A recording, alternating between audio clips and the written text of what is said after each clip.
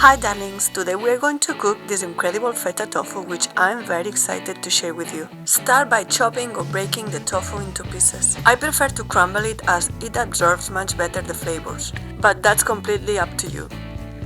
Now let's prepare the marinade. We are going to start by making some lemon juice and we will add 2 tablespoons of it in a big bowl. The next ingredient we are going to need is apple cider vinegar. Add also 2 tablespoons. To get the cheesy taste we need for this recipe, we will add 1 tablespoon of miso paste and we will add also 1 tablespoon of nutritional yeast. Now we will add 3 essentials which will help us to recreate this Mediterranean cheese, which are 1 teaspoon of oregano, some black pepper and a generous pinch of salt.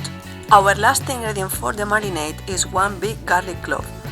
This is an optional ingredient but highly recommended.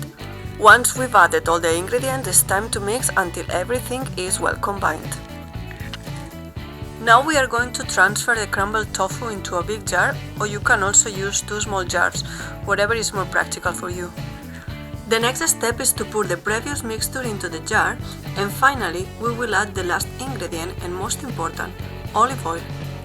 Now we are going to cover the tofu with olive oil, close the jar and shake all the ingredients for a couple of minutes.